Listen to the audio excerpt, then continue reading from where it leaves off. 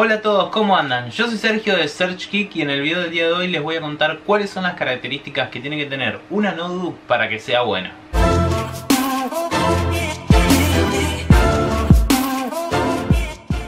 Bueno, con respecto al procesador, lo primero que nos vamos a fijar de él es que puede ser tanto Intel como AMD. Una notebook con un procesador normal, por ejemplo un Intel i3 o un Ryzen 3, nos serviría para trabajos de oficina. Un procesador un poco mejor, digamos un procesador óptimo, nos serviría ¿para qué? Para programas de edición al estilo Photoshop, Illustrator, CorelDRAW, por ejemplo, otros para editar videos como lo es el Sony Vegas, el Adobe Premiere. Entonces ya si nos queremos dedicar a la edición con un Intel i5 o un Ryzen 5 ya lo podemos hacer. Y el mejor procesador que puede tener una notebook, pero también aún así sería el más caro, sería el Intel i7 o el AMD Ryzen 7, que obviamente esto nos va a servir tanto para la edición como también para los juegos. Es decir, si vos podés un poquito más mejorarlo, sería un i7 o un Ryzen 7. En el apartado de memoria RAMs, por ejemplo, las notebook, las netbook en realidad arrancan de los 2 GB. Bueno, ya con 2 GB hasta 4 sería una netbook o una notebook normal. ¿Por qué? Porque esto nos podría servir tranquilamente para tareas de oficina, por ejemplo para usar el Word, el Excel y todo lo básico para las tareas escolares. O sea, eso sería una notebook normal.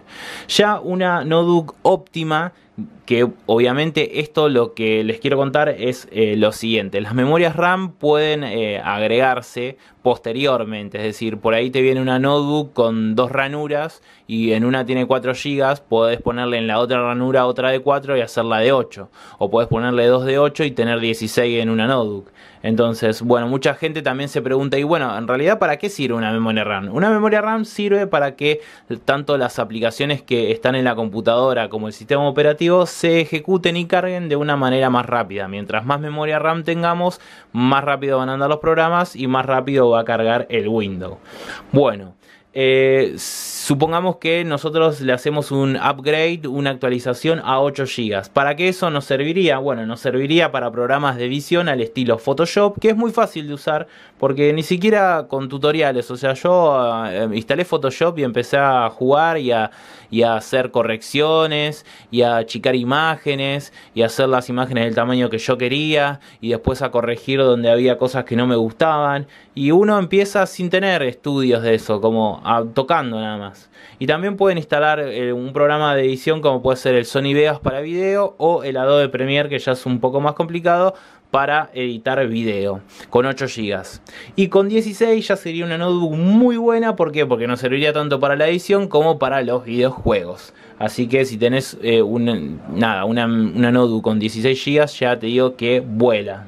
Bueno, antes de charlar un poco sobre el almacenamiento, les voy a contar una cosa que es algo muy importante. Que, por ejemplo, tenemos 2 tipos de discos duros. Porque mucha gente quizás mira este video y no sabe o no entiende que existen 2 tipos de disco duro. Uno son los discos duros normales que vienen en las notebooks, que se llaman HDD. Bueno, estos son discos duros mecánicos magnetizados. Es decir, giran como si fueran platos. Entonces, si giran más rápido, ¿qué hace? Que la información cargue más rápido. Entonces, por ejemplo, tenemos discos de 5400 a 15000 RPM, que son vueltas por minuto.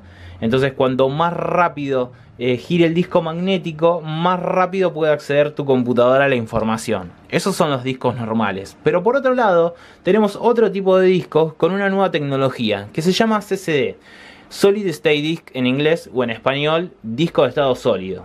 Bueno, este es un dispositivo de almacenamiento para datos que se basa en la utilización de una memoria no volátil, o las conocidas como memorias USB flash, que sustituye así a los discos magnéticos de los discos duros tradicionales. Entonces, estas memorias flash permiten las operaciones de lectura y escritura de múltiples posiciones de celdas de memoria en una misma operación, aumentando así la velocidad.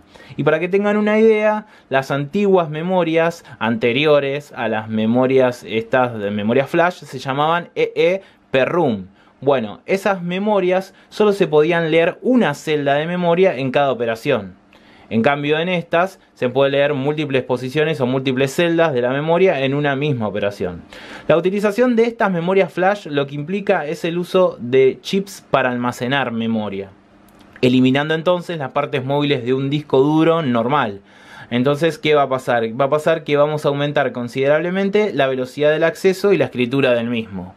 Otra cosa muy importante es la velocidad. Por ejemplo, en un disco duro normal llamado HDD tenemos una velocidad de lectura de 80 a 160 MB por segundo de lectura y escritura. Y en cambio, en uno de estos discos nuevos CCD, es decir, en estado sólido, la velocidad de lectura y de escritura comienza desde unos 320 MB por segundo para arriba, es decir, hay muchos más mejores, pero ya notamos la diferencia. ¿Por qué? Porque arranca de los 320 MB y el otro llega hasta los 160 MB, los comunes, digamos. Entonces es mucho más rápido el disco en estado sólido. Bueno, después de esta información tan importante, lo que tenemos que decir es que, por ejemplo, una notebook con un disco duro normal, es decir, un HDD de, por ejemplo, 500 GB, nos serviría genial para trabajos de oficina y escolares. Pero, por ejemplo, si tenemos un disco de 250 GB en estado sólido, esta notebook ya sería bastante más óptima. ¿Por qué?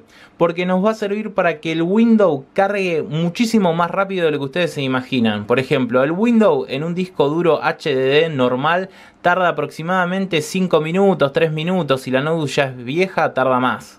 Y en cambio con un disco CCD en tan solo 30 segundos inicia el Windows. Entonces es muy rápido. Y si instalamos, por ejemplo, programas para editar y todo eso, también los programas esos van a iniciar mucho más rápido. Porque eso es una característica que tiene el disco duro en estado sólido. Entonces, por ejemplo, a una netbook vos le pones más RAM y un disco en estado sólido y ya vuela la netbook. Y podés hacer hasta cosas de edición, si te da el procesador, obviamente.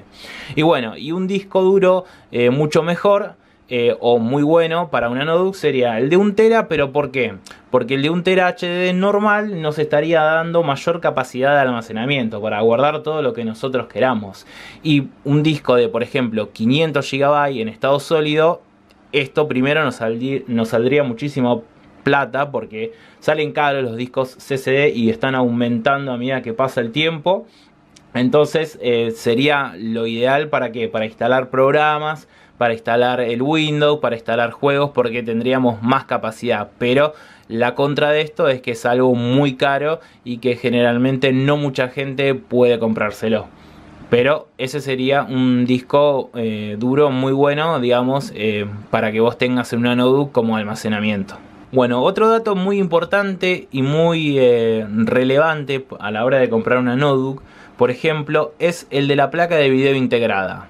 Ahora les voy a mostrar cómo pueden hacer para acceder y ver cuánta memoria RAM tienen en su placa de video. Bueno, para fijarse cuánta memoria RAM tienen en su placa de video, lo que tienen que hacer es en Windows 10 o en cualquier Windows con el clic derecho ir a donde dice configuración de pantalla. Ahí mismo tienen que descubrir una opción que se llama configuración de pantalla avanzada.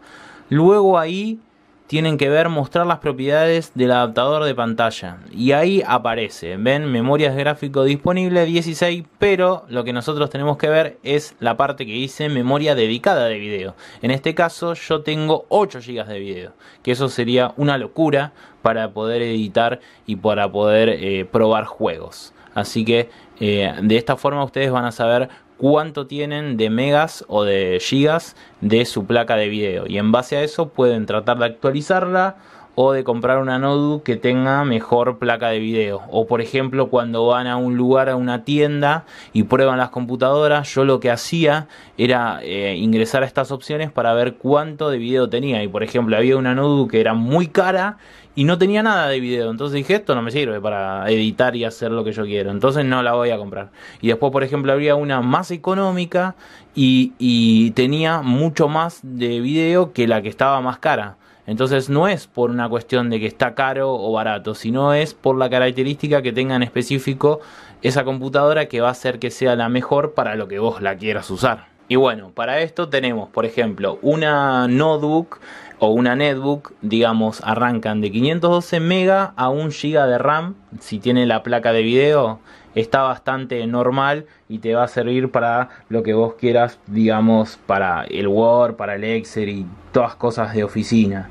Pero por ejemplo, si ya tenés 4 GB de memoria RAM en la placa de video, ya va a ser más óptimo. ¿Por qué? Porque te va a servir para editar, para realizar videos, y entonces ya con tan solo de 2 GB a 4 GB de memoria integrada de video, ya podés hacer videos y podés editar en Photoshop. Entonces eso ya va a ser algo óptimo. Y después, bueno, nada, como una locura, si vos obviamente te querés comprar la mejor notebook, que ni yo realmente la tengo, porque yo hago este video, pero yo no tengo notebook, tengo una de escritorio, porque las notebook ahora actualmente salen muy caras.